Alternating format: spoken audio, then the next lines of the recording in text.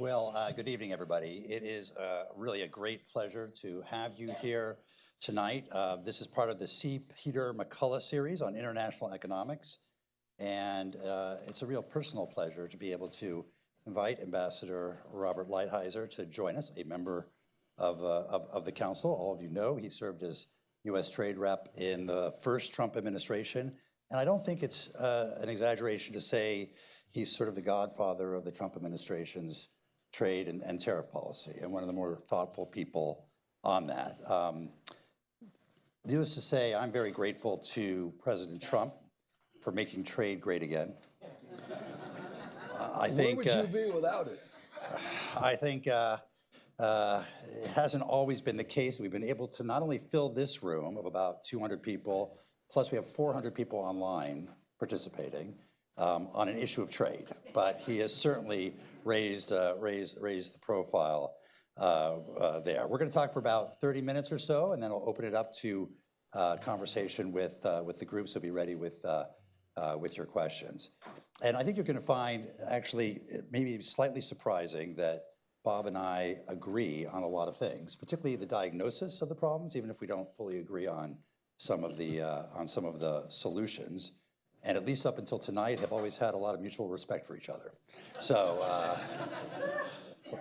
hopefully that will survive tonight as well. Bob, welcome. Let me first give you an opportunity, invite you to take a couple minutes to lay out in your own way and with coherence the Trump trade and tariff strategy. What is it all about? Is it about leverage? Is it about revenue? Is it about reindustrializing the United States? And how would you assess the strategy and its execution? Well, yeah, thank you, Mike. First of all, it's a great pleasure to be here. I wondered what my money was going to. I tend to spend my time down at the office, which is also opulent in D.C., but it's good to see this lovely office. It makes me feel smart and sort of rich in a kind of funny way. Thank you for paying your dues. Yeah, I do that. Although when you get to a certain age, it gets cheaper for those. There's hope. So when President Trump was elected, Mike was in the job, right? He had to call everyone together in a big room and say, the world hasn't come to an end, because they were all crying and gnashing of teeth and I was always grateful for that, because you kept them from seppuku, which could see mass suicide, if you hadn't have done that. And then, as Mike said, I have an enormous amount of respect for Mike. He actually was, one of the USTRs who knew something, right? There was a handful of us. There's a handful that knew something going in, and an equal number who knew something going out. So I was always grateful, and I reached out to Mike, and we were in communication during my time. But there was a brief period when he was using up his frequent flyer miles that I couldn't get a hold of him, because he would take his family. He had like 18 trillion frequent flyer miles. So he was traveling a little bit. And then we got back, and we would get together periodically, and I would always tap in. So I think of this like this. One, a diagnosis of the problem. And I'm going to do this quickly, and then some of you will disagree, and then we'll ask a question we can dig in, because there's a lot of data points in all of it, right? So first of all, is there a problem? If there's no problem, then why the hell are we doing this? And not only a problem, but a serious problem. And I'm going to talk about that for a second. And then the next thing is, what's the tool, right? If there's a problem, then what's the tool? And then third is kind of the proportionality. And then let's say fourth is kind of the implementation, all right? Realizing that the implementation is always going to be criticized no matter what happens. But you have to kind of build it up from there. So why do I think there's a problem? I have sort of several data points that I'll give quickly. One, trade is supposed to be, you export in order to import, you raise your standard of living, you raise your standard of living of the person that you buy from. You both do well. More or less, over some period of time, you have balance. That's always been the notion of trade. But we have migrated from that, or allowed other people to migrate from it, to the point where you really have people who are predators and they have an industrial policy that is designed to take resources away from their own consumers and give them to their manufacturers in order to get rich, to buy assets here, to buy technology, to trade with other people, to build a military and do all these things. And it was never imaginable, even when I was in college, that someone could run $1 trillion trade deficit, and ours is probably much higher than that in goods, or $1 trillion trade surplus. I mean, it was like, and do it year after year after year after year in that sort of general size. So some of you are sitting here and you're thinking, well, but I was told that trade deficits don't matter. And bilateral trade deficits only matter, I would suggest, to the extent they affect the global. The real question is, what's your global trade surplus or your global trade deficit? And I believe it does matter, because what you're really doing is you are, because of other people's industrial policy, you're transferring the wealth of your country and the future earnings of all that wealth overseas in return for current consumption. Some cases to a geopolitical adversary, some cases to someone who's friendly. And over a period of time, that accumulates. So you say to yourself, how serious is the problem? The net international investment position of America, how much all Americans own overseas versus how much everyone else owns here. And this is a real number that's calculated. That number is a negative $26.5 trillion. And probably in the last 20 years, we have transferred $20 trillion of our wealth and our children and grandchildren's wealth overseas for current consumption. So we are a demonstrably poor country because of this policy. And in 2003, Warren Buffett did a great article. I always tell people to read it. If you just Google Warren Buffett Squanderville, you must have read this article. And then you can realize it's a fascinating article. But he's basically saying we got a problem, and that investment position in the United States is getting bad. When he raised the alarm, it was $2.3 trillion. Now it's $26.5 trillion. So we have got a problem. We are getting poorer. So that's one thing. Two, we are seeing we have seen since the era of hyperglobalization, which I would put at the 90s, right? When we did NAFTA, we did the WTO, then we made the ultimate, I call it the trifecta of stupid. The ultimate thing was to give China permanent MFN treatment and allow them into the WTO. When we did that, we changed the nature of the trading system, particularly with respect to China. But we already had problems with some other countries. But if you look at economic growth, like between 1960 and 1980, we had 14 years of plus 3% GDP growth. 80 to 2000, 14 years of plus 3% GDP growth. Since 2000, 3 years. One was COVID, which doesn't count, right? So you basically are talking about 2 years, the last one being about 19 years ago. So we've transferred our wealth overseas. We have seen slower economic growth. We have seen the third sort of point of the indictment is we have seen a fall off in our innovation, and we all know that. We invented the personal computer. We don't even make them anymore, right? We make a few with imported parts. We invented the semiconductor. We make whatever 8 or 9% of the world, none of the really high-tech ones. When you go right down the line, you all know this as well as I do. The solar cell, we don't make any, Oh, but you're making a distinction between innovation and production. Well. Right? I mean, we are still the most innovative economy. But so you want a data point on innovation. So the data point, I would say, first of all, if you were innovating, you would be innovating if you were producing. But setting that aside, there's something that you've got to be familiar with called the Australian Strategic Policy Institute. And it traces 64 critical technologies, 64. The United States is behind China in 57 of the 64. And if you go back 15, 16 years, we were behind in 3. Yeah, and I could go on. I mean, there's a lot of data points in that score. Right, but but you're I think attributing that to, you're attributing this all to trade. but I haven't gotten to the fourth point, so you have to get to the fourth point. I know that you're eager. Can you tell? I tell people, well, but it's it's like going to the College of Cardinals and saying, disputing the virgin birth. I appreciate the fact that it's unlikely that I'm going to get you to move off of your life position, and so, but it's not uncommon, and I know you're moving my way, and I know that on your deathbed you'll say Lighthizer was right. So, Maybe after. That, yeah, but by that point I'll be long dead. So you can tell my son who's sitting here, call him on your deathbed and say, your dad was right. Not only was he right, but he was right that I was going to admit he was right. Like he was double right. But the biggest indictment of the current system, I would say, is the loss of manufacturing jobs, millions and millions of manufacturing jobs.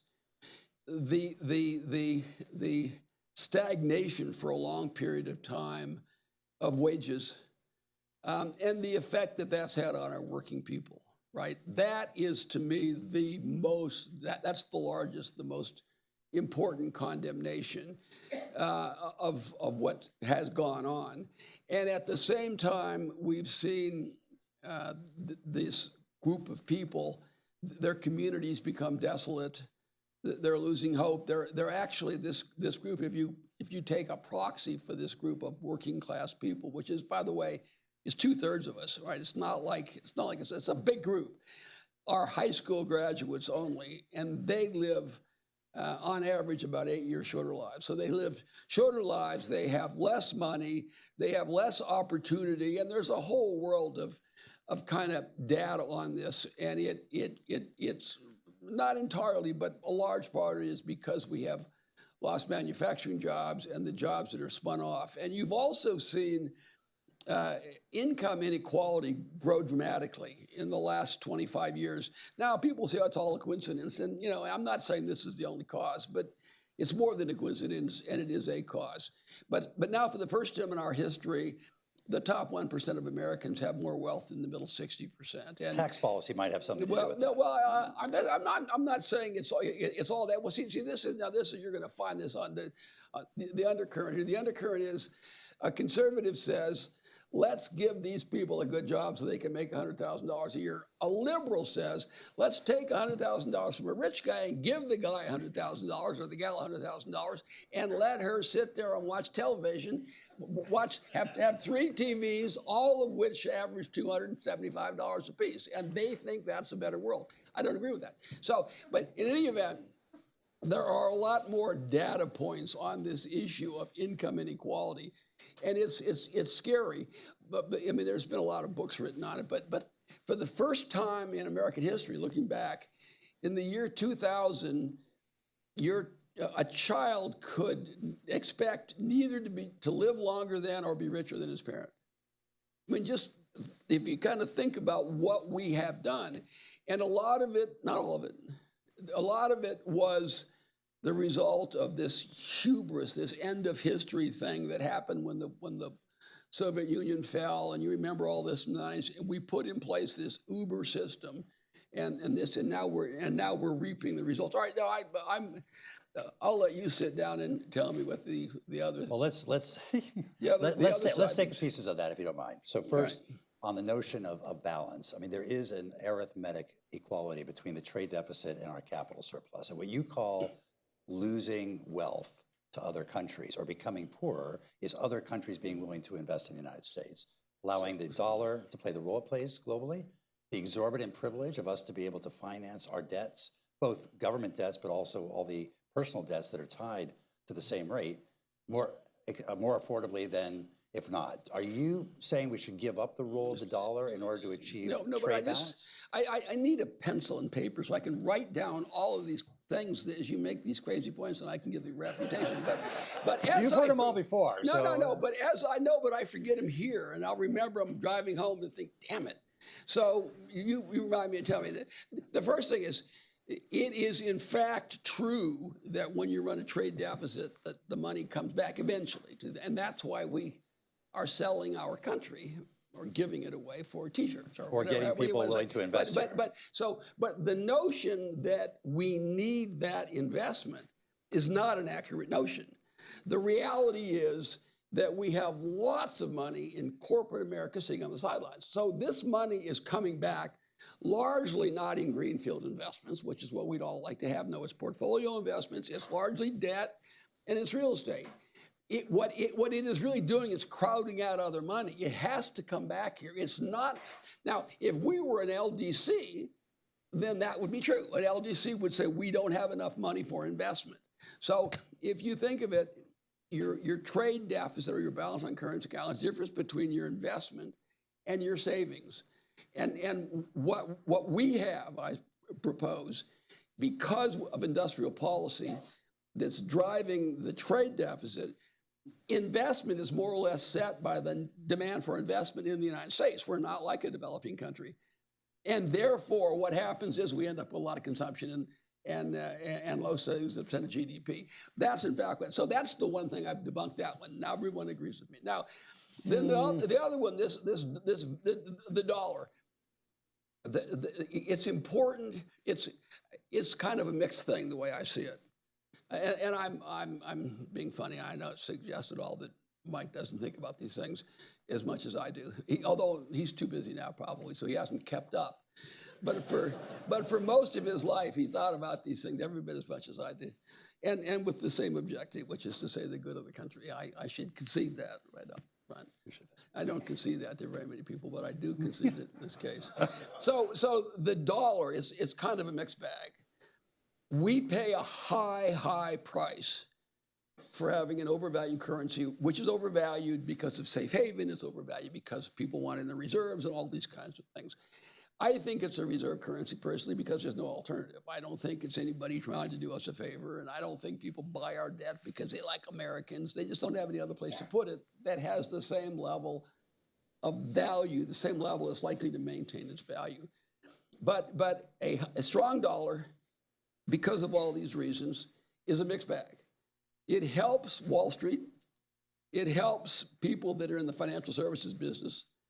It's helpful for those people. It's very bad for manufacturing. It's bad for another group of people. So you have to ask yourself, like, where's the balance? And I'm not a strong dollar guy, but I'm not a overly weak dollar guy. I think the dollar is overvalued, just without question. It wouldn't bother me if it was weaker. I realize it would have more of a negative effect on Wall Street types, but they seem to be light. There's a lot of them that have airplanes and stuff like that. And then it would be beneficial for people in the middle and the lower and people who do manufacturing, which I think is important. The other benefit of the dollar being where it is, of course, is sanctioning.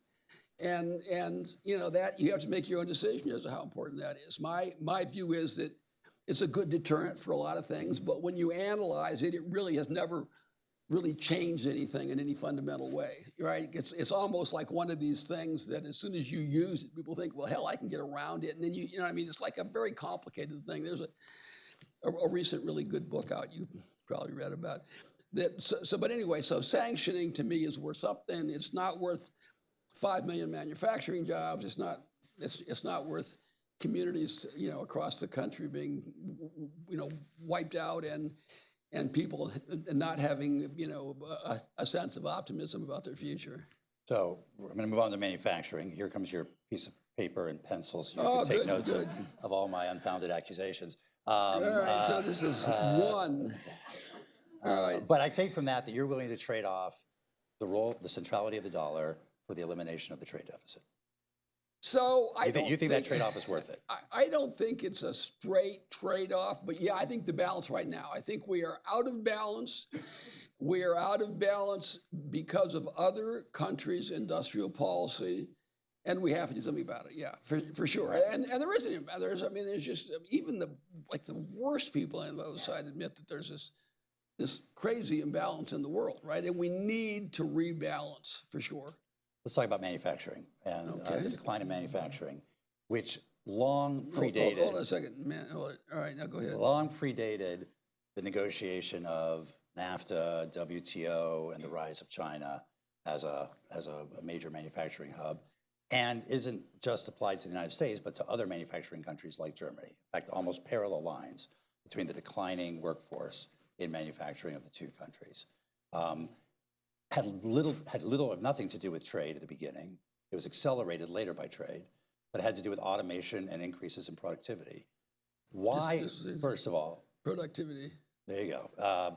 First of all, why do you think manufacturing jobs are so much important than services jobs? And by the way, I will let you know that the BLS, just Bureau of Labor Statistics, just came out with a report that shows that now the average service job pays more than the average manufacturing job for the first time, about a 2% increase. See how you do this to me now after all these? And the manufacturing premium, which used to exist for wages, started declining. We're going to get to tariffs here in a minute, but started declining in 2018 as tariffs were put in place, and has continued to decline since. So I love this. I'm just going to do this in just whatever order. I get this all the time. They'll say, this is a slightly sarcastic version of it. Nuclear physicists are in the service industry, and they make a lot more than manufacturing people. This is the average services job, not nuclear physicists. But what is average? Same thing as an average manufacturing job.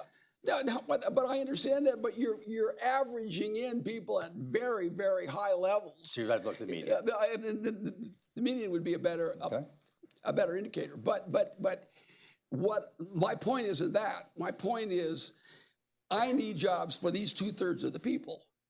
And if you look at I realize there are high-end jobs, but there's an awful lot of services jobs are basically healthcare and not doctors, right? The healthcare, the low-level healthcare, it's services, your restaurant services, and those kinds of. That's where most of the healthcare being just an enormous one.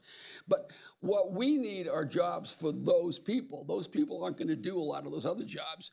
And the healthcare and services, restaurants and entertainment, those jobs do not pay as well as manufacturing jobs. And if you look at benefits, if you look at longevity in the job, manufacturing is rather. But anyway, you say, why manufacturing? So manufacturing, and then we can talk about Germany if you like. Manufacturing has dropped as a percent of our GDP substantially, and our manufacturing as a percent of global manufacturing has also dropped precipitously. If you look at where productivity is, so manufacturing is like, these numbers are approximate. Maybe your researcher has them. You can agree with me.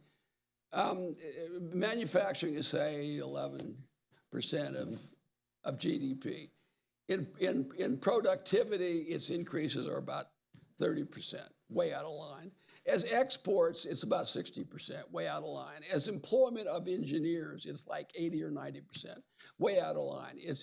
As employment of super STEM workers, they're slightly better than healthcare, which would be the second category that employs those. In terms of private sector R&D, it's 90% is manufacturing. So if you go down the kinds of things you look at, manufacturing is way out of line from its percent of GDP. Plus, manufacturing spins off somewhere between 8 or 10 jobs. So now productivity. Now there's this other argument about productivity. It is my view that what has happened is that manufacturing companies have shifted their jobs overseas, their facilities overseas, in order not to invest in productivity, but to take advantage of low wages, right? That's like what we think of as the problem. And if you look at productivity generally and take out the computer sector, there's been very little growth in productivity. And the reason there has been is people are not investing in productivity as much as they would if they couldn't just outsource the jobs. And the computer productivity is very high, but it's kind of an odd way it's calculated. And there's a lot of literature on this and criticism of it. because, like if you make a computer 50 times stronger, but you only make a quarter as many, that's an increase in productivity, where even though you're losing the number of computers that you're making. So it's kind of a complicated data point, the way they do it. But so I think productivity is a factor, but I don't think it is near the factor. And if you look at productivity in the 90s, it grew at about the same rate as it's growing now, but yet we had increases in factory jobs. So something very different happened when the results of this bad 90s policy, shifting jobs to China, but also the other parts of the policy kicked in. Something very different happened, and it changed the way the outcomes are for a lot of people and for the country generally. I just say, if you look decade by decade, the 90s, we lost 2.9 percentage points of jobs in the manufacturing sector. The 80s, 5.5% drop. The 70s, 3.5% drop. So the 90s were not a particularly significant increase, and neither was the 2000s, by the way. It was 4.7 percentage points. It depends on when you look, start and finish. Another way to think of it is you got to about 17 or 18 million manufacturing jobs in the early 70s. And then we had an onslaught from Japan, right? And everybody remembers all of this. And it started the problem. It started the problem of losing manufacturing jobs because Japan had an industrial policy. I'll tell you a funny story just to drop down. I had the Japanese, when I was at USTR, came in to see me, and they made this minister, the trade people, and they made this plan. They say, here, we want to give you this chart showing you all the ways that China has this industrial policy that's killing the free market system. And I said to him, I said, goodness gracious, I remember looking at these same charts when I was talking to you about it back in the 80s. One of the problems was being old. I said, you're basically complaining about that. And by the way, we were right to complain about Japan, and they were right to complain about China. But so anyway, so then you kind of bounce around, depending on your point, between 17 and 19 million manufacturing jobs, which goes on for 25 or 30 years. And then you find yourself by like 2000 and you're down some, but then you lose like 5 million. Now, what happened? That's not productivity. No. It was the opposite. It was outsourcing labor to a country and to others that had an industrial policy that was designed to what would have been called in the old days, beggar thy neighbor. It's a policy designed to basically offload their own lack of demand. So let's talk about tariffs. The theory, I gather, is that by raising these tariffs, creating a tariff wall, so to speak, particularly vis-a-vis China, but versus other countries as well, we are going to ultimately incentivize or compel companies to produce, manufacture in the United States if they want to serve the US market.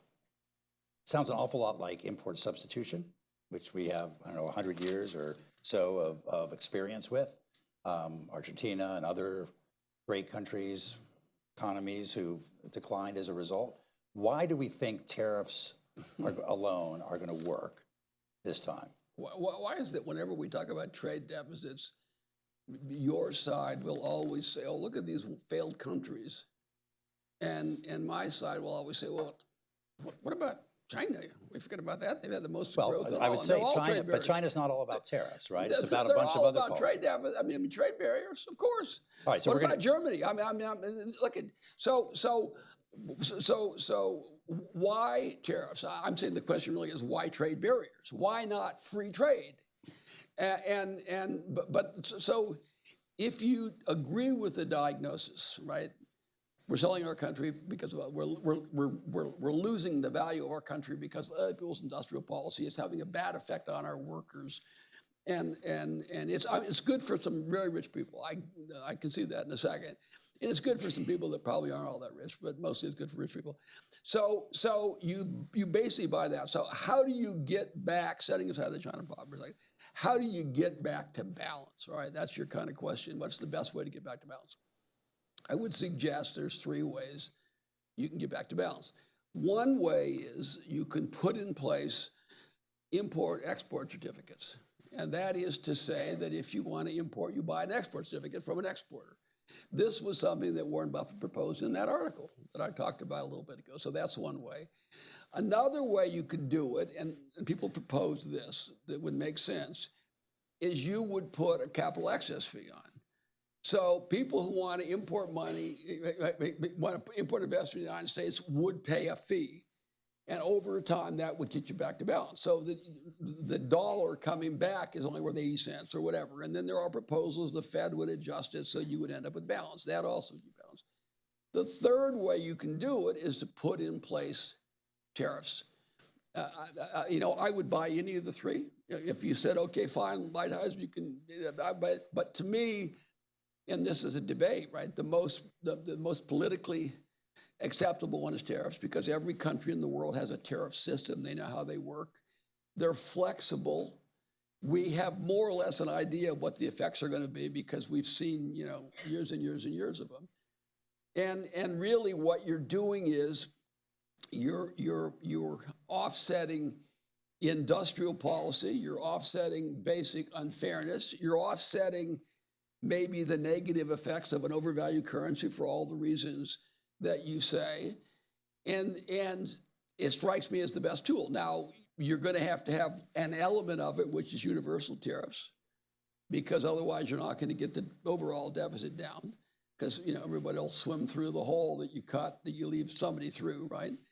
And then the other thing you have to do, you have to take the ones that are the biggest predators and put a higher tariff on them, either for geopolitical reasons, in part, in the case of China, but in other cases, it's either because China is shipping through them or they have some other industrial policy that's resulted in them having large trade surpluses. But it's easy to identify who the bad people are. It's not like, and it's not bilateral trade. Once again, it's global trade. You can just see that there's a list, and it's the same people every year that do this, and they're basically gaming the system. And as I say, transferring resources to their manufacturers in order to take advantage. So if you have another tool, those are the 3, I believe, that are possible tools. I would accept any of them. I think tariffs make the most sense politically. But if there's another method, fine. Well, we do have recent data to point to.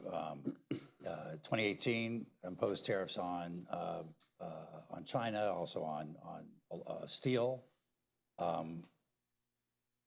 7 years later, we have 1,000 more steel workers than we did in 2018, and 75,000 fewer manufacturing workers in downstream industries that use steel, because the steel was more expensive. And according to Ben Steele, our very own CFR fellow, productivity in steel is 30% less now than it was in 2017 before the tariffs were put in place. So what happened? Why didn't it work? Do you view that as success when you lose 74,000 net jobs? Well, in the first place, those numbers, I've seen those numbers, and they're highly bogus numbers. What because you disagree with them? No, of course I disagree with them, because, like, for example, the biggest user of steel is construction. They don't count construction jobs. We've had a huge increase in construction jobs. We don't count those jobs. They have very precise, the jobs that they pick downstream, the categories are very precise categories. Usually industries that use steel as a predominant input. But that's not true. That's not exactly how I did it all. The biggest single user of steel is construction, and there's been a massive increase in jobs in construction. For example, and there's several other examples like this. So they don't include construction. I just don't agree with the numbers that they picked, right?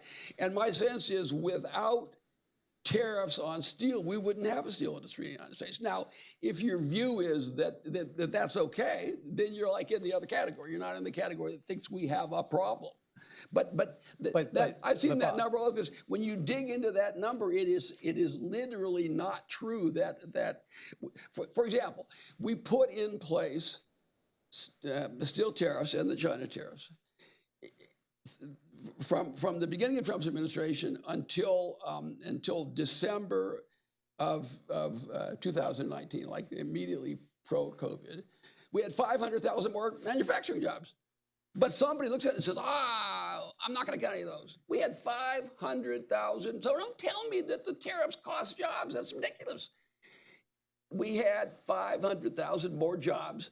And I'm not saying necessarily they were all caused by it, but you can't say we had fewer jobs because of the China tariff and the steel tariffs, when in fact we had 500,000 more jobs. We didn't have fewer jobs in manufacturing. So, it's just the gross numbers don't compare with the number you just gave.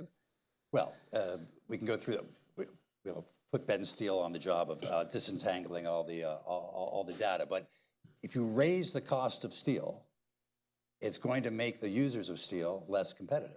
Is that, I mean, you're sort of arguing with the basics of arithmetic, aren't you? Well, you know what's funny? So what did you see? You basically saw the steel go up some, and then it came down a little bit. It depends on what industry and how big a percentage of steel is. But for sure, raising the price of steel is one of the objectives of having, or at least, because really what happens is you, in many cases, end up stopping the price of steel from dropping. So, so it's complicated. But if your argument, Mike, is that we should therefore have universal tariffs, then I agree with you. Because I don't think that's where I was heading, but then you don't have to worry about the precise downstream effects. So I'll ask you one last question. I know the audience is eager to get in on this, and I don't want to take too much of your time. It sounds like we've got 90 negotiations going on right now, right, with all these countries coming to negotiate away their tariffs. But it sounds like at the end of the day, we're going to have a 10% universal tariff, regardless of what other countries agree to. Well, I'm not in the administration, so my hope is that we end up with a universal tariff, and we end up with specific higher tariffs on countries that are predators, countries that consistently have. And by the way, it's good for example, Chinese or German consumers to have them also get their trade surpluses down, right? I mean, that's the way it works. But that would mean they would increase their own consumption. It would be better for their own. Yes, the systems that they have, and I just use those as the biggest examples. There are lots of other examples. Those systems lead to global inefficiency, not just bilateral inefficiency, but global. You have resources allocated for reasons other than economics. And that's why Michael Pettis and a lot of these other economists will tell you if you put in place something, and everybody doesn't like tariffs, but if you put in place something that offsets that, what you're really going to do is add to efficiency globally, because there's going to be less incentive to have these perverse effects on the allocation of resources. Tariffs add to efficiency. That's the headline here. No. All right, let's. It's called like the economists called it like there must be at least one economist here. Is there one economist here? There's several. But you don't admit though, right? You don't really admit it, right? All right. No, but there is this second, what do they call it? The second option, or the second best choice. If you can't correct the problem, you do something to offset it, and that's what I'm referring to. Great, right here in front. Mark, wait for a microphone. By the way, this is all on the record. Thanks. Please stand up, introduce yourself. Short question. Mark Rosen. I was the U.S. Executive Director in the first Trump administration, and thank you for coming. I agree with really almost everything you've said this evening. But my concern is really more about what has happened in terms of implementation over the last few weeks, and whether it's going to cause too much pain in the economy and for consumers for this to be able to be implemented effectively. There's some talk about shortages in stores, maybe some are even saying that it could be equivalent to COVID, etc.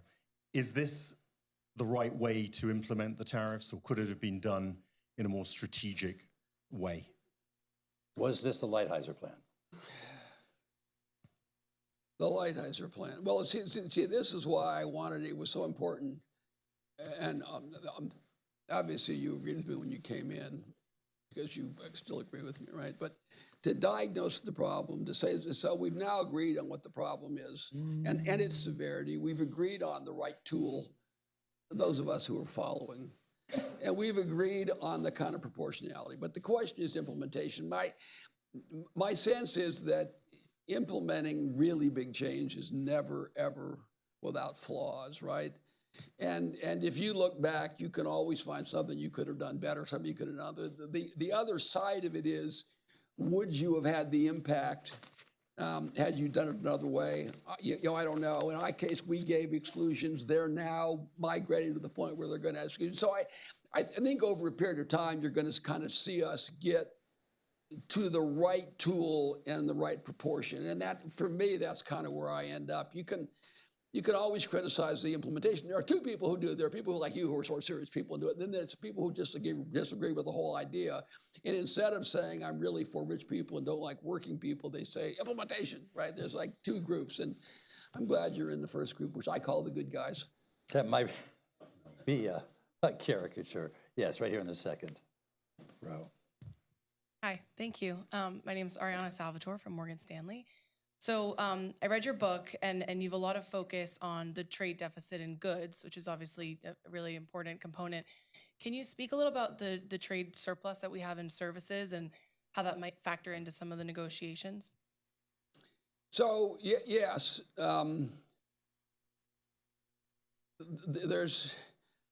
you might kind of talk a little bit about services, but when you talk about export, services for export, which is a different, right, it's a very small part. I get it from people sometimes, well, you don't focus on that, and I don't, for a couple reasons. One, it is much smaller, right? It's between a quarter and a fifth. The deficit for goods is maybe a quarter, fifth the size. The second, the thing that troubles me, I think these services are all important, and anybody that's got a good job, I want to help with that good job. But the services numbers are just bogus numbers. We think of the goods numbers are kind of okay. Ben must know this too, because I read his stuff that flashes out at me every now and then. But the goods numbers are okay, but not perfect. But the services numbers are really bogus. So I'll sit down, give you an example. This is a true story. I sit down with Liz Truss. We're negotiating the biggest deal ever, right? The UK-US deal that didn't happen. And her services numbers show her with a $15 or $16 billion surplus with us. Mine show me with a $12 or $15 billion surplus with them. I go around, they're kind of self-reported, they're kind of estimates, and then you look at it and you say, like, okay, like what's on export services, like 13% of the number. And remember, we're starting off, they're like 20 or 25% the size of goods. Now, of that number, 13% is basically a scam. It's basically IP, the whole IP scam where I'm putting my IP in Ireland and paying tax. There's 13% of the total, which am I gonna? No, that doesn't move me. The 3% is government, whatever that government is. 18% is transportation. Basically, people are travel first, and then transportation another. You must know, 12 or 14%. So you add up to stuff that kind of doesn't really get your heart pumping. You're about 44% of the services number. Now, with respect to the rest, financial services, other business services, computer services, I think that's really, really good stuff. And I think that ultimately a lot of it is and will be just as vulnerable to foreign industrial policy as manufacturing. And you've sort of seen it, right? You've seen them kind of set up rules and do things so that you have a barrier. But I'm for every job that's good, and I don't want to suggest it. But when you look in the trade context, those are my comments. Why, to me, the goods numbers, it's just bigger and more important and more real, and that's why I tend to focus on it. If you look at the goods and services number, the trends are all basically the same, right? All right. Yes, gentlemen, halfway through, and then I'll go online. I'm Stephen Cohen, now Professor Emeritus, alas, at Berkeley. First, credentials. 1987, Make it a short question, sir.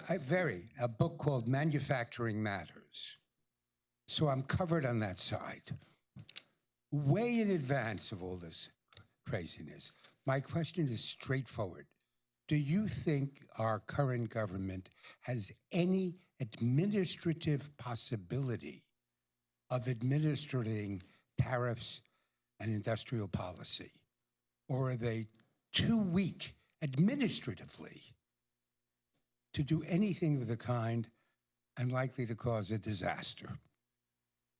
Leave alone the problem.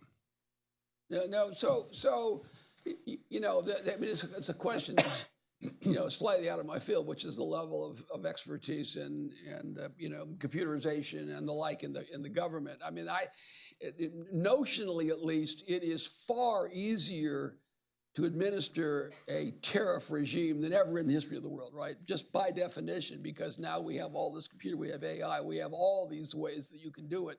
For me, that's even an argument why you don't need de minimis anymore, right? Because you can do it with less paperwork, with all this automation. Now, you know, I'm assuming we can do a reasonably good job of it, but we for sure ought to spend more money on automating that system, because the technology is for sure there, where, you know, 30 years ago it would have been impossible. The technology exists today to easily do it, in my opinion. Let's go online for a question. We will take our next question from Doug Rediker. Please remember to state your affiliation. Hey, Mike. Hi, Bob. Doug Rediker from Brookings International Capital Strategies. Bob, you started your career, obviously, as a trade lawyer. So I'm curious, the reciprocal tariffs are being imposed under AIPA. And while we could dispute whether they are or are not the right thing to do from a matter of policy, as a matter of legality, what's your view on whether AIPA was created and is in existence now consistent with universal tariffs that have been imposed against 180, 190 countries? Does AIPA really actually cover tariffs? So just to remind everyone that the authority to raise revenue and thus tariffs resides in the Constitution, and the Congress over a period of time has delegated that authority to the president, and they've done it with 7 or 8 statutes. There was a whole episode in 1971 where we had a trade problem, a balance of payments problem that was leading to all of the gold leaving Fort Knox, and Nixon imposed tariffs, and he used a variety of statutes, and he ended up prevailing, but he got rid of the tariffs quickly enough, and then a few years later, Congress passes AIPA to try to sort out that area. I have my phone turned off. I can turn it back on. If you look at the way the operative paragraph is written, hell, I may turn it on. God, I turn it off so that the Chinese don't listen to this, because I don't think they're. It's all any online, of them. so it's. Yeah, I don't know, but they don't. If they haven't found us, They don't follow the council. So, but I know this will take us on anymore. If you read the operative paragraph, remember, I drafted statutes when I was chapter head of the Senate Finance Committee, so I've got a lot of experience at drafting. It is really, really, really written broadly. The operative paragraph is written very, very broadly.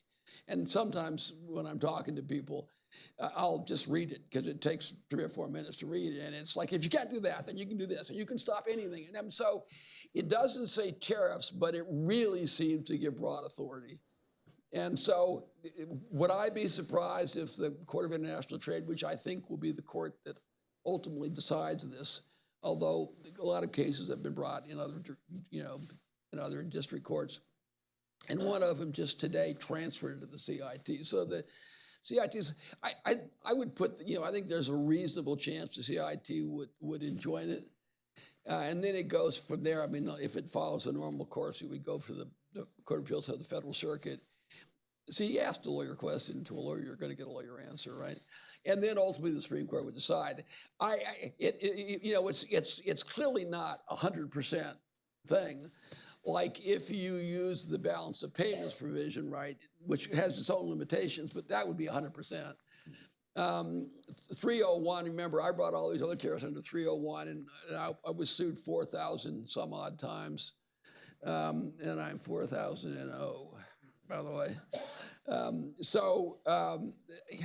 think there's a reasonable possibility that it's overruled. I don't think it's by any means a sure thing, but if I read the language, and if we end up having time, I will call it up and read it. It's very one of these and this, and then you can do, you can stop any product from going here, and it's just very broad language. So I can see it being interpreted to do this. It's reasonable.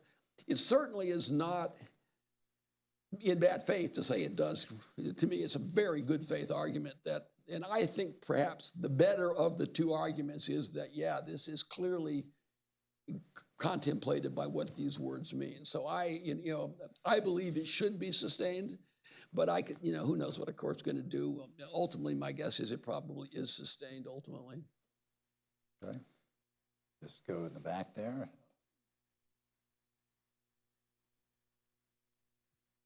Thank you very much. Yvonne Murray, RTE News, which is Ireland's national media.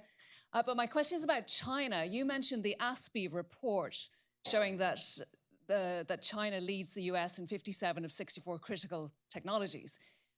My question is, do you think, given that China's had its industrial policy in place for decades, that it's now too late for the United States to catch up? And is tariffs a sticking plaster on what's a much bigger problem for the United States? Can I just add to her question? Is tariffs alone, in your view, enough to do this, or do you actually need it to continue and build on the Biden administration's industrial policy? So I supported the CHIPS Act, right? A lot of Republicans, I supported the CHIPS Act.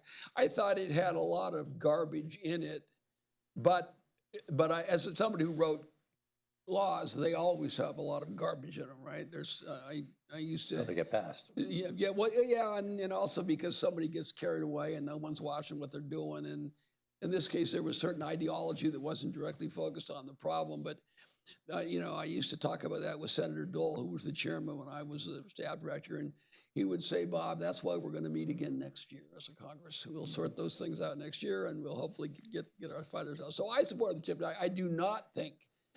I think you're not going to have chips if you don't subsidize chips, period, full stop. You can't be in a position where the rest of the world is subsidizing, trillions of dollars, right? So, China is 300 or 400 billion. I mean, Korea is 250 or something. Japan is in that nature. Europe is, they're all, you can't do that, have them all do that, do nothing, and think you're going to win just by tariff flow. So I think you need both. Let me have you answer her question, but does that mean we need a shipbuilding industrial policy, a pharmaceutical ingredients industrial policy?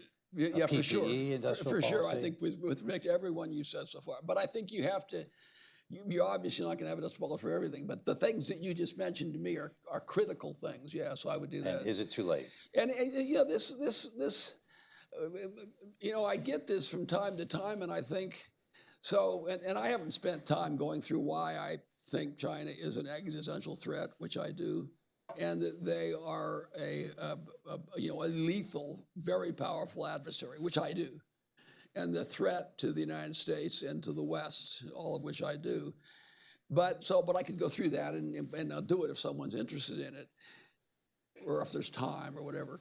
But the answer that, well, we've just lost, and so roll over, and that's kind of like the option, the alternative of what I get, right? And so I don't think it's too late, but I don't think we have any choice, right? This is a real serious thing, and China's objective is to take over, and if you don't respond to it, then they will take over, and by takeover, that's Marxism, it's Leninism, right? It's totalitarianism. It's against the kind of basic values that 95% of the people in this room have, and so I don't think you can let that happen. So the answer is I think we have time to resolve it. I think we have to act quickly, but sort of pure defeatism is not like in my nature. Let's take an online question. We will take our next question from Matt Axe. Thanks so much. Matt Axe with Evercore ISI. During the first Trump administration, the bilateral trade deficit with China shrunk, but that was offset almost exactly by increases with Mexico, Vietnam, elsewhere in Southeast Asia. And this issue of Chinese production shifting is arguably worse in a world where the China tariff is 145, and the tariff on those other countries is at 10. So how do you think that should be addressed in the context of ongoing negotiations? Should we keep high tariffs on those countries across the board, or should there be something else involving rules of origin or something like that? So I mean, that's a really good question, and there's a lot in it. One, the other Asian countries, for the most part, are not 10%, right? They're all higher than that. And I thought that's why when we talk about it being directionally and proportionally kind of right, regardless of what you think of implementation, that's kind of what I'm thinking of. Like Vietnam, which is a conduit consistent with the question, Malaysia conduit, you know, they tend to have higher trade deficits, trade surpluses with us. You know, we tend to have higher deficits with them, and they tend to have higher tariffs. So I think that's kind of addressed, but I think it is the kind of end of the question, which is so intriguing, is the notion: do you ultimately want to have some kind of a rules of origin, some kind of a Chinese content provision? And my guess is you're moving in that direction. My guess is that you know, after trial and error over a period of time, people are going to start saying, yeah, we can't have. What it really goes to is, rather than rules of origin, it goes to substantial transformation, right? And we really need more. Substantial transformation can't be taking a piece of Chinese steel and coating it, for example, and now it's a Vietnamese piece of steel, right? And we have to get more sophisticated about that. And I think we will. I think we will move in that direction. And again, technology is going to help us with that. But you don't think it would go so far as to say we're not going to buy from a Chinese company, regardless of where it's sited. So a Chinese company that is based in Mexico, even if they do substantial transformation, they're not going to be treated differently than other investors in Mexico. Well, yeah, so this raises a huge issue, and that's the issue of Chinese investment in Mexico, right? So that's something that I think is... Or Vietnam. No, you but said as an Mexico is example. far more important because Mexico has the benefit of USMCA, right? So it's and the numbers have been staggering, right? They for the last 5 or 6 years, they have increased by 50% the investment. So it's a freight train coming down the road. A lot of it hasn't hit yet. A lot of it's in the auto industry. It's going to hit. And see, that precisely is why I turn my... You want me to take it for you? That's why I turned the phone off in the first place, and I'll turn it off again. Bob Lighthizer, free trader. Yeah. I'm sure it was. It had a Beijing area code. It was crazy. I don't even remember where I was before the phone call. We were talking about the Chinese So I investment in think Mexico. we're going to have to do something about that. If you said just because they are a Chinese company, I would say in areas of technology and the like, yes, I think you will end up in a situation where you treat Chinese technology companies different than you do others. If you said, you know, a clothing company or something like that, then and this is in my opinion, right? Then maybe not. You've written approvingly of the voluntary restraint agreements during Reagan, I guess, that led to Japan investing in auto manufacturing in the United States. Would you feel the same way about Chinese investment in autos in the United States? So the answer is no, I would not feel the same way. I think that's troubling because of the opportunity for surveillance in these cars. And if there are literally trillions of bits of information when you drive an electric vehicle, for example, Tesla, that is sent back to California in this case, and to have that all sent back to Beijing, cameras of pictures of things, no, I think that would be an absolute catastrophe. Yeah, no, I can't even imagine us allowing that to happen. I mean, just put yourself the other way. Do you think you can drive a camera around China and take pictures and send it back to Washington? Europeans are looking seriously at letting the Chinese companies come in and basically help strengthen their auto sector. Well, you don't think we should? No, I absolutely do not think that. And my guess is they'll wake up and not do it either. If you think that there's See, anyone who would think that would think China's not a national security threat. And if that's really where you're coming from, then it all makes sense, right? Just do everything. But I would treat them different in security areas. And certainly security for me is it's technology, but it's also data. You've got to really, really, really be careful with data. Joe, you had a question. Right here, front row. Thank you very much. Joseph Gasparo, Royal Bank of Canada. Besides tariffs, how much do you think about other alternative accommodative policies, i.e. access to our universities, access to our capital markets, Silicon Valley? How much does that take up in your mind? Thank you. You mean from China? Exactly. Yeah, no, that scares the hell out of me. Yeah, no, I think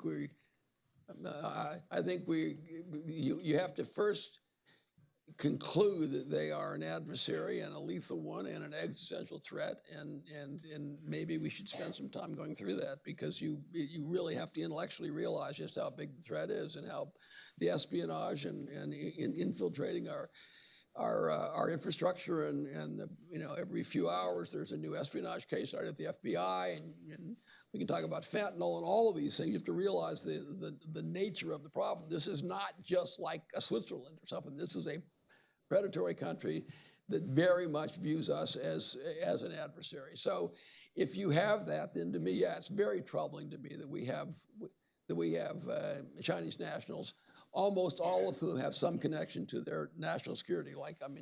There may be an exception, but almost none. Even the students who come here have some contact through with the national security apparatus. So to me, it's just nothing short of insanity. Let me say, since we are unfortunately out of time, we could go on for, I'm sure, another couple hours here.